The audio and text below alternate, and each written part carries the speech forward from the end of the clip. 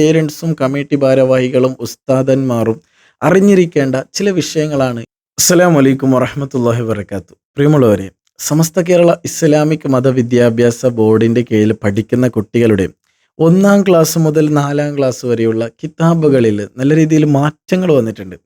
നിങ്ങൾക്ക് സ്കാനറൊക്കെ അതിൽ കാണാൻ വേണ്ടി കഴിയും. എന്താണ് ഇത് സംഭവം? മാത്രമല്ല, പേരൻസും കമ്മിറ്റി ഭാരവാഹികളും ഉസ്താദന്മാരും അറിഞ്ഞിരിക്കേണ്ട ചില വിഷയങ്ങളാണ് ഇന്നത്തെ ഈ ഒരു വീഡിയോൻ്റെ അകത്ത് ഞാൻ പറയാൻ വേണ്ടി പോകുന്നത്. നല്ല രീതിയിൽ ഉപകാരപ്രദമായിരിക്കും ഈ ഒരു വീഡിയോ എന്ന് ഞാൻ കരുതുന്നു. മാത്രമല്ല, QR കോഡ് അത് ഏത് രീതിയിലൊക്കെ നമുക്ക് 3 ടൈപ്പിൽ നമുക്കത് സ്കാൻ ചെയ്തെടുക്കാൻ സാധിക്കും. അതൊക്കെ ഞാൻ ഈ ഒരു വീഡിയോൻ്റെ അകത്ത് ഉൾപ്പെടുത്താൻ വേണ്ടി ശ്രമിക്കാം. ഇൻഷാ അല്ലാഹ് വീഡിയോ തുടരെയായി അവസാന ഭാഗം വരെ കേൾക്കുകയും അറിയാത്തവർക്ക് ഈ വീഡിയോ എത്തിച്ചു കൊടുക്കാൻ വേണ്ടി ശ്രമിക്കുകയും ചെയ്യണം. ഞാൻ തുടരെ എല്ലാ വീഡിയോസിൻ്റെ അകത്ത് പറയാറില്ല വീഡിയോ എല്ലാവർക്കും ഷെയർ ചെയ്യുക എന്ന്. പക്ഷേ ഈ വീഡിയോ നിങ്ങൾ പേരൻസിനും അതേപോലെ കമ്മിറ്റി ഭാരവാഹികൾക്കൊക്കെ നിങ്ങൾ ഷെയർ ചെയ്യണം. മദ്രസയിൽ കരുതി വെക്കേണ്ട ചില പ്രൊഡക്ട്സ് അല്ലെങ്കിൽ മദ്രസയിൽ ഉണ്ടാകേണ്ട ചില അവശ്യ സാധനങ്ങളൊക്കെ എന്തൊക്കെയാണെന്ന് നമുക്ക് ഈ ഒരു വീഡിയോൻ്റെ അകത്ത് നോക്കാം.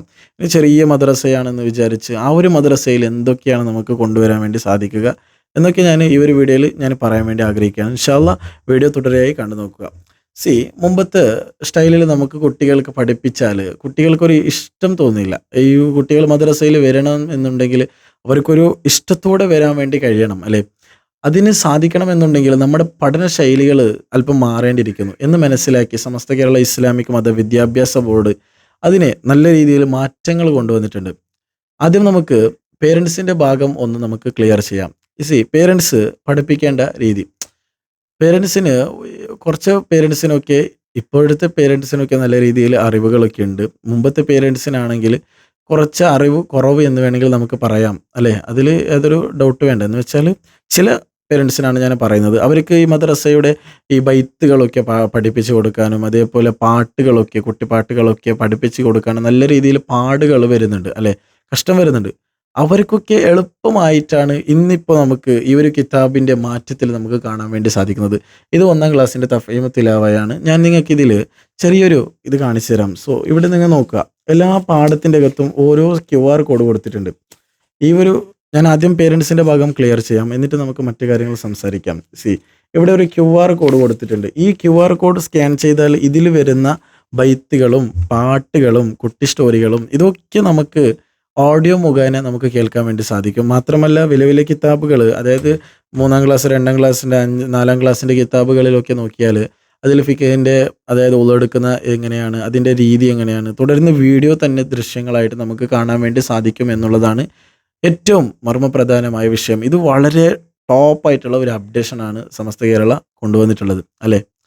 മാത്രമല്ല, ഈ ഡിജിറ്റൽ യുഗം എന്ന് പറയുമ്പോൾ ഇപ്പോഴത്തെ കുട്ടികൾക്ക് ആനിമിനേഷൻ രീതിയിലാണ് പഠിപ്പിച്ചു കൊടുക്കുന്നത്. എല്ലാ കിതാബുകൾ നോക്കിയാൽ, അതായത് 1 മുതൽ 4 വരെയുള്ള കിതാബുകളിൽ നോക്കിയാൽ നിങ്ങൾക്ക് മനസ്സിലാക്കാൻ വേണ്ടി സാധിക്കും. നല്ല രീതിയിലുള്ള ഇമേജുകൾ കൊടുത്തിട്ടുണ്ട്. നമുക്ക് താരീഖ് കിതാബ് നോക്കാം. 4-ാം ക്ലാസ്സിൻ്റെ താരീഖ് കിതാബ്. ഇവിടെ ഓരോരോ ഇമേജുകൾ കൊടുത്തിട്ടാണ് ഇവരിവിടെ പാഠങ്ങൾ കൊണ്ടുവന്നിട്ടുള്ളത്. ഈ ഒരു ഇമേജ് കണ്ടുകൊണ്ട് അവർക്ക് പഠിക്കാനുള്ള ഒരു സൗകര്യം കൂടി ഒരുക്കി കൊടുത്തിട്ടുണ്ട്.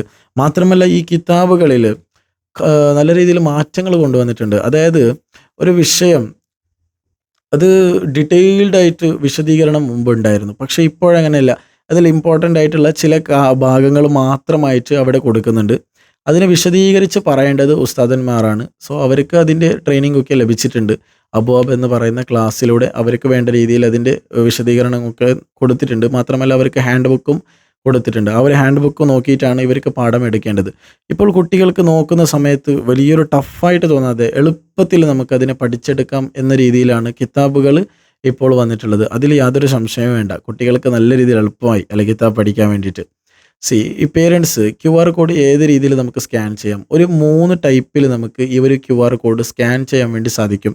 നിങ്ങൾക്ക് സ്ക്രീനിലൂടെ ഞാൻ ഇട്ട് തരുന്ന ഈ വീഡിയോ ഒന്ന് കണ്ടു നോക്കുക. ആദ്യമായിട്ട് നമുക്ക് സ്കാൻ ചെയ്യാൻ സാധിക്കുന്നത് നമ്മുടെ മൊബൈലിൻ്റെ മുകളിലെ ഐക്കോൺ ഇങ്ങനെ വലിച്ചു കഴിഞ്ഞാൽ അവിടെ നമുക്ക് QR കോഡ് എന്ന് പറയുന്ന ഒരു ഓപ്ഷൻ ഉണ്ടായേക്കാം. Scan QR code. ഇതിലേക്ക് പ്രസ് ചെയ്താൽ നിങ്ങൾക്ക് QR കോഡ് ഇതിൽ വരികയാണ്. അവിടെ നിങ്ങൾക്ക് ഈ ഒരു ലിങ്കിലേക്ക് പ്രസ് ചെയ്താൽ ഗൂഗിൾ ഡ്രൈവിലേക്ക് പോവുകയും ഗൂഗിൾ ഡ്രൈവിൽ നിന്ന് ഇതിനെ നമുക്ക് ഈ രീതിയിൽ പ്ലേ ചെയ്യാൻ വേണ്ടി സാധിക്കുന്നതുമാണ്. ഇനി ഒരു രീതിയായാലും ഇനി നമുക്ക് അടുത്ത രീതി എങ്ങനെയാണെന്ന് നോക്കാം. അടുത്ത രീതി എന്ന് പറയുന്നത് നിങ്ങൾക്ക് ഗൂഗിൾ ഉണ്ടായേക്കാം. അപ്പോൾ ഗൂഗിൾ എന്ന് പറയുന്ന ആ ഒരു സാധനം ഓപ്പൺ ചെയ്യുക. അതിൽ നിങ്ങൾക്ക് സൈഡിൽ ഇതുപോലെ ഒരു ഐക്കൺ കാണാൻ വേണ്ടി സാധിക്കും.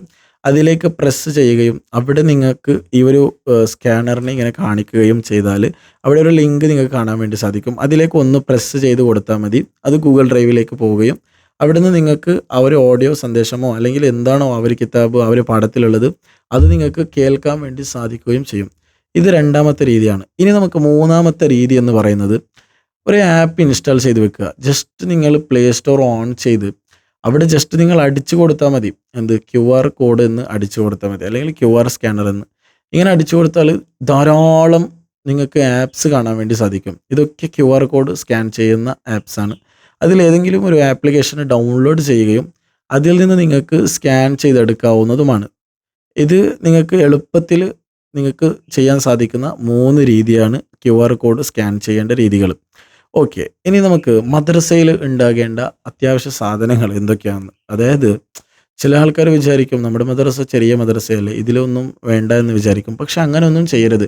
നമ്മൾ ഇവർ പഠിപ്പിക്കുന്ന രീതിയിൽ തന്നെ അതിനെ കൊണ്ടുപോകണം. അപ്പോൾ മദ്രസയിൽ കരുതി വെക്കേണ്ടതായ ചില സാധനങ്ങൾ ഞാൻ പറയാം. അതായത് നമുക്കൊരു 2-3 ടൈപ്പിൽ നമുക്ക് മദ്രസയിൽ ഉൾക്കൊള്ളാൻ വേണ്ടി സാധിക്കും. ആദ്യമായിട്ട് നമുക്കൊരു പാനൽ ബോർഡ്, വലിയതായിട്ടുള്ള സ്ക്രീൻ നമുക്ക് കൊണ്ടുവരാം. അത് വലിയ നല്ല രീതിയിൽ ചിലവൊക്കെ ഉള്ള ഒരു സ്ക്രീനാണ്. ഓക്കെ, ഇനി അതിന് സാധിച്ചില്ല എന്ന് വിചാരിക്കാം. അതിന് കഴിഞ്ഞില്ലെങ്കിൽ ടിവിയോ കമ്പ്യൂട്ടറോ ലാപ്ടോപ്പോ അല്ലെങ്കിൽ പ്രോജക്ടർ, ഓക്കെ പ്രോജക്ടർ കൊണ്ടുവരാം. ഇത്തരത്തിലുള്ള ഒരു മീഡിയമായ ലെവലിലുള്ള സാധനങ്ങൾ മദ്രസയിൽ കരുതി വെക്കുക.